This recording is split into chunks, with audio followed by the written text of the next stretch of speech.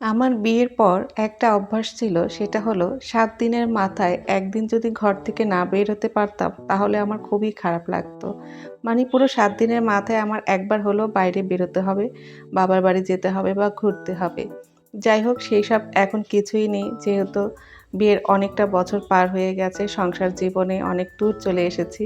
তো এখন আর সেসব পাগলামি আর আমার মাথায় নেই বা হয়ও না। যাই হোক, খুব সুন্দর একটা ড্রেস পরে রেডি হয়ে গেলাম। এই তো লাইসার বাবার সাথে বের হয়েছি। আসলে আমাদের দুজনের একসাথে খুব কমই বের হওয়া হয়। কেননা এখন দেশের অবস্থা কিন্তু ভালো না। চারিদিকে শুধু চুরি ডাকাতির কথাই শুনে যাচ্ছি। তো বাসা যদি খালি রেখে যাই, তাহলে ফিরে এসে দেখব বাসা পুরোই খালি। তো এর জন্য কখনোই আমরা দুজনে একসাথে বের হই না। হয় আমি বের হই, না হয় লাইসার বাবা বের হয়। তো আজ যেহেতু মা বাসায় আছে, মাকে রেখে আমরা ৩ জনেই বাইরে বেরিয়ে আসলাম। মানে ঘুরতে। ঘুরতে বলতে আজ একটু রেস্টুরেন্টে খাওয়া-দাওয়া করব। তো সেজন্য এখানে বসে আছি। যেমন আমরা চলে এসেছি লেক পাড়ে। এখানে রেস্টুরেন্টে খাওয়া-দাওয়া করব। তো আমরা শুধু একাই না, আমাদের সাথে আমার বোন আর দুলাভাই আছে, ওরাও আসবে। বোন দুলাভাইয়ের জন্য অপেক্ষা করছি। আসলে কখন আসবে, আসবে করে বসে আছি। তবে এখানে বসতে কিন্তু খারাপ লাগছে না, ভালোই লাগছে। কেন জানেন? সংসার জীবনে আমরা সবাই ব্যস্ত থাকি। লাইসার বাবা তার কাজে ব্যস্ত থাকে, আমি আমার কাজে ব্যস্ত থাকি।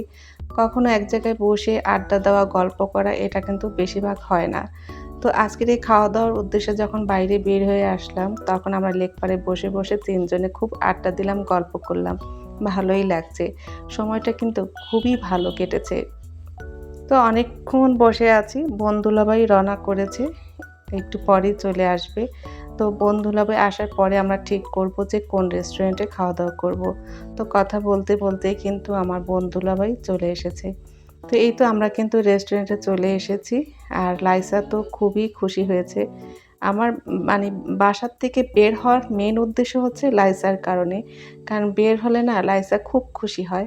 যেহেতু পড়াশোনা করে, পড়াশোনার পাশাপাশি একটু ঘোরাফেরা কিন্তু সব বাচ্চারাই পছন্দ করে। তো আমরা চলে এসেছি রেইন ফরেস্টে। এই রেস্টুরেন্টটা অনেক আগেই হয়েছে, কিন্তু কখনোই আসা হয়নি। তো আমার দুলাভাই বলল যে এই রেস্টুরেন্টের খাবারটা নাকি খুবই মজার।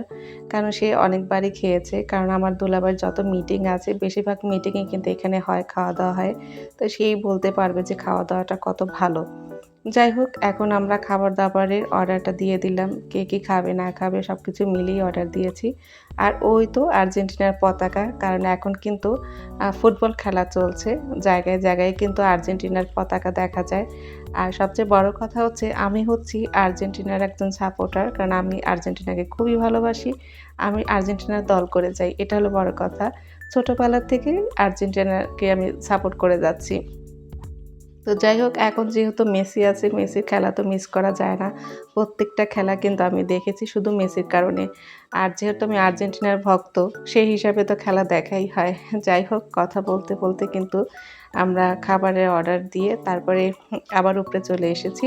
কারণ এখানে হচ্ছে আমরা যখন আসলাম ঠিক তার আগে প্রচণ্ড বৃষ্টি হয়ে গেছে। যার কারণে কিন্তু বেশ অনেকটা ভিজা ভাব চারিদিকে। তো আমরা হয়তোবা ৬ থেকে ৭ তলার উপরে আছি।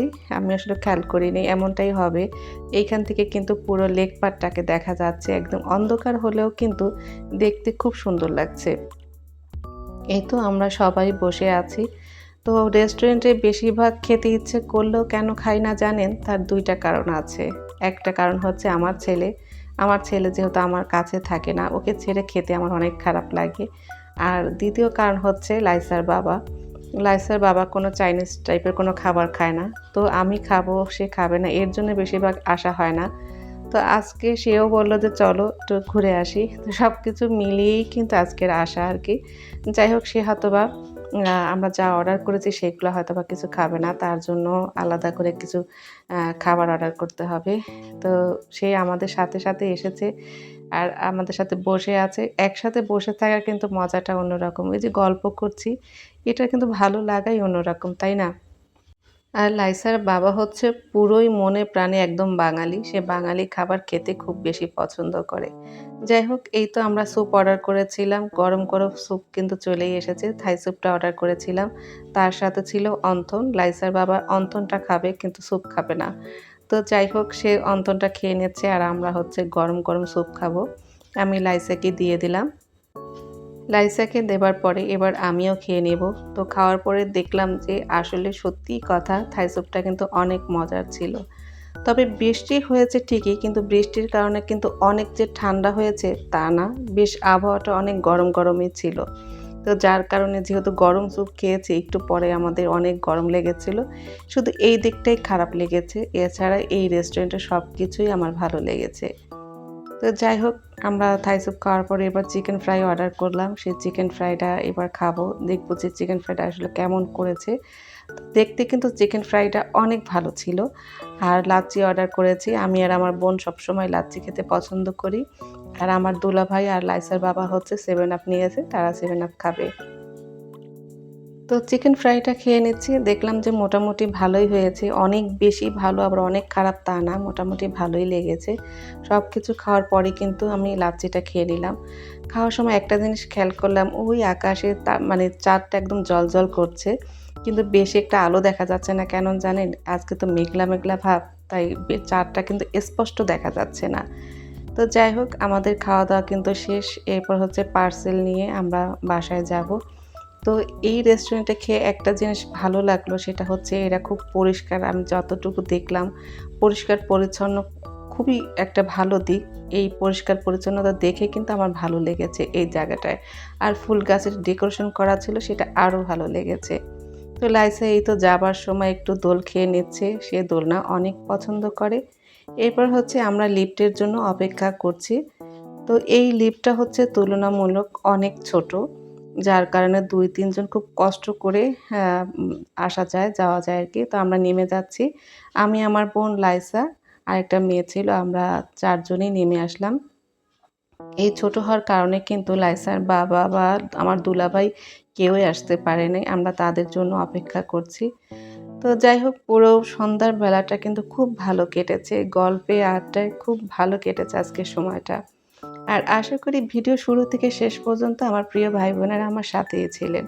যদি এই ভিডিওটা ভালো লেগে যায় তাহলে অবশ্যই আমার চ্যানেলটা সাবস্ক্রাইব করে দিবেন। ছোট্ট একটা লাইক দিয়ে আমার চ্যানেলের পাশেই থাকবেন। আশা করি ভালো লেগেছে। আজ এই পর্যন্তই। সবাই ভালো থাকবেন। আল্লাহ হাফেজ।